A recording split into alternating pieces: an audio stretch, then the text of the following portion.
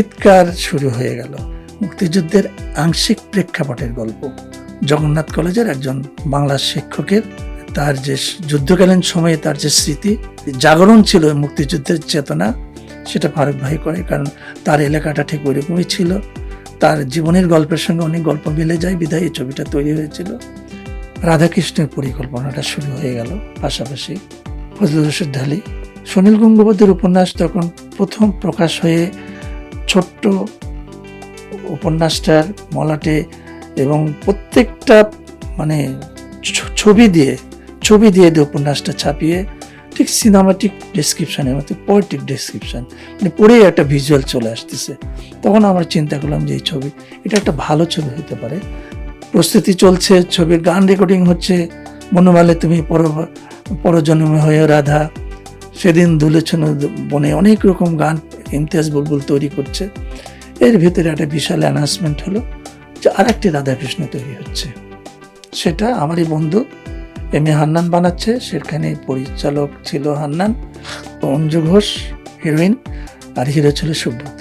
পরবর্তী সময় একটা সিদ্ধান্ত হলো যে প্রথম এই ছবিটি সেন্সারে জমা দিবে তার নামে রাধাকৃষ্ণ ছবিটার নাম, টাইটেলটা পাওয়া যাবে। তাহলে যুদ্ধ শুরু হয়ে গেল।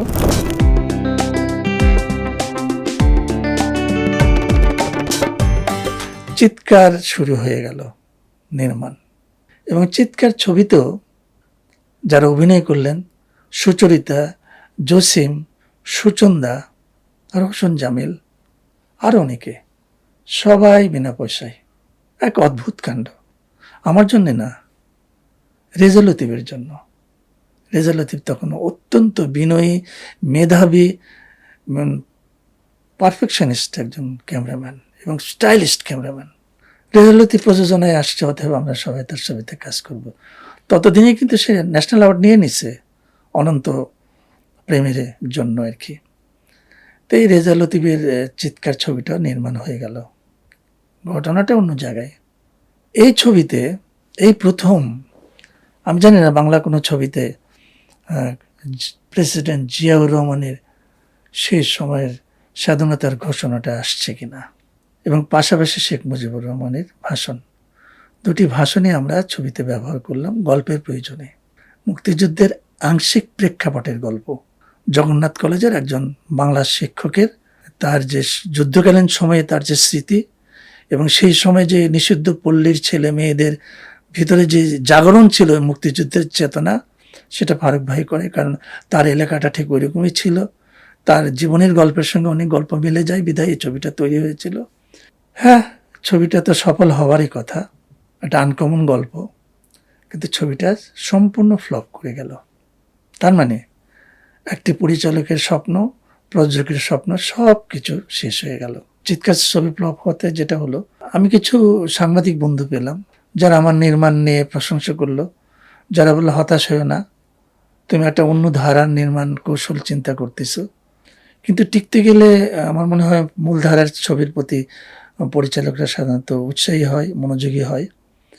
একটা বিশাল গ্যাপ চলতেছিল সেই সময়। আড্ডা, সিনেমা আড্ডার একটা বড় অংশ ছিল আমার বা আমাদের। বিভিন্ন প্রোডাকশন হাউসে আমরা আড্ডা দিতাম আর কি। তো এখন গুলিস্তান ছিল সবচেয়ে বড় আড্ডার জায়গা। বশির হোসেনের অফিস, নীলা ফিল্মসের কামালের অফিস, ফজলুর রশিদ ঢালির অফিস, এবং জেডি ফিল্মসের আমাদের জয়নুদ্দিনের অফিস আর কি। তো জয়নুদ্দিনের অফিসে প্রায় আমি আড্ডা দিতাম। এখন ওখানে আড্ডা দিতে আমাদের নায়ক রহমান ভাইও আসতো আর কি। দোতলা অনেক কষ্ট করে উঠতেন, এই সিনেমার গল্প, পিছনের গল্প। আর জয়নুদ্দিনের কাছে একটা জিনিস পাওয়া যেত, সে তো অনেক ভ্যাট অ্যান্ড প্রোডাকশন ডিজাইন মানে ম্যানেজার ছিলেন। কাজী জহিরের গল্প, অনেক কিছু গল্প শুনতে শুনতে সে সময় একটা ছবি হিট করলো। তার খুব নির্মিত ছবি ছিল, সুনির্মিত, আহমেদ ইমতিয়াজের বিখ্যাত আমার গরুর গাড়িতে বউ সাজিয়ে সেই আঁখি মিলন ছবিটা মোস্তফা আনোয়ারের ছবি হিট করার পরে পরবর্তী ছবি নির্মাণের একটা চিন্তা করছিল জয়নুদ্দিন। হঠাৎ করে জয়নুদ্দিন চিন্তা করলো সে আমাকে দিয়ে একটা ছবি বানাবে। সেটা হলো স্বর্গনরক। মিটনের গল্প ছিল। স্বর্গনরক নির্মাণে আমাদের বেঞ্চ সেন্ট্রাল ক্যারেক্টারই ছিল হলো আমাদের রহমান ভাই একজন বিখ্যাত চলচ্চিত্র নির্মাতা, এবং আমাদের যুবকালের সময়ের বিখ্যাত অভিনেতা নায়ক, যাকে দেখে আমরা উত্তম কুমার ভাবতাম আর কি। তো রমন ভাই আমার ছবিতে অভিনয় করবে, এটা তো আমার বিশাল ব্যাপার। তাকে কিভাবে আমি হ্যান্ডেল করব, কিভাবে আমি অ্যাকশন কাট করব। কিন্তু দেখলাম যে মানুষটি পূর্ণ চরিত্রটাই আলাদা আর কি। তো বললো, তুমি আমাকে নিয়ে কখনো চিন্তা করো না, আমি তোমার ছবিতে পরিচালকও নই বা তোমার কোনো ইনস্ট্রাক্টর না, আমি তোমার ছবিতে শিল্পী।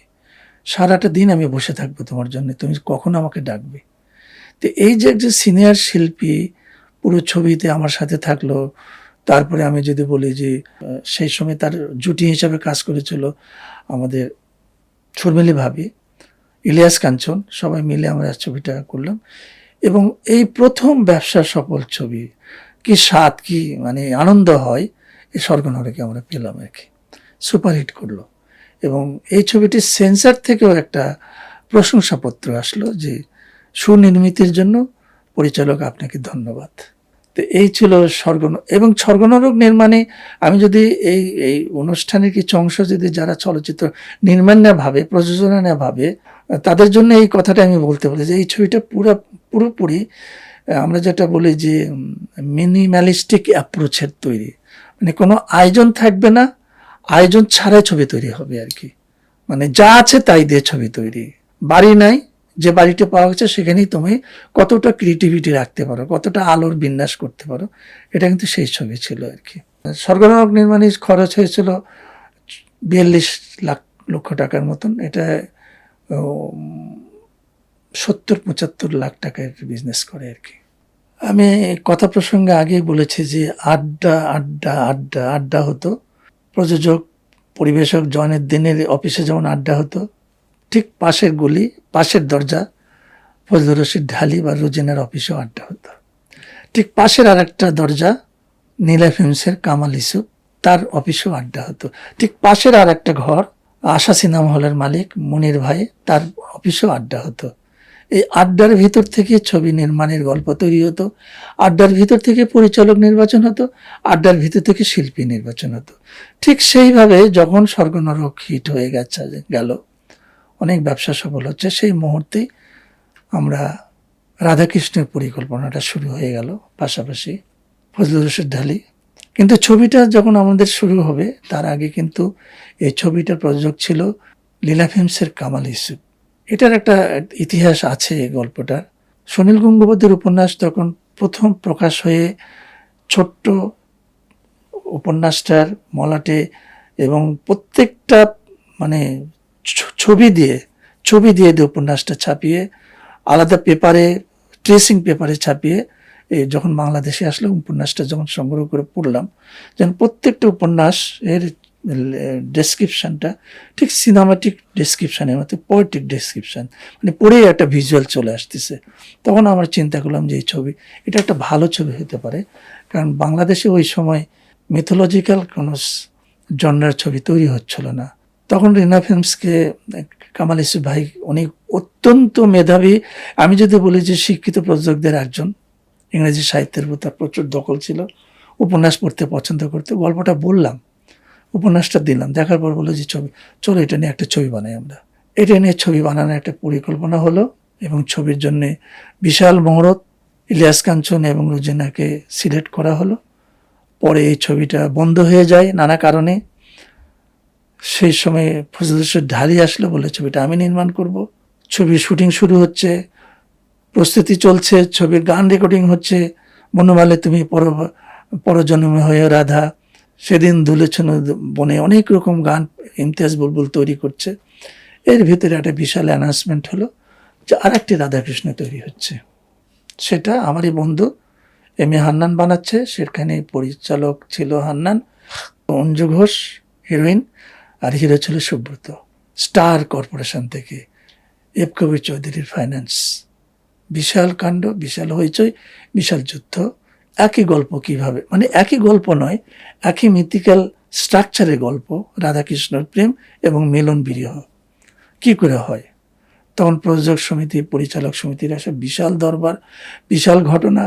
পরবর্তী সময় একটা সিদ্ধান্ত হলো যে প্রথম এই ছবিটি সেন্সারে জমা দেবে তার নামে রাধাকৃষ্ণ ছবিটার নাম, টাইটেলটা পাওয়া যাবে। তাহলে যুদ্ধ শুরু হয়ে গেল, বন্ধু বন্ধু যুদ্ধ, নায়ক নায়িকার যুদ্ধ। এটার একটা ইতিহাস অনেক বড় আছে। দর্শক জেনে যাবে যদি এটা তারা খুবই উৎসাহিত হয়, অত বিস্তারিত যাওয়া যাবে না।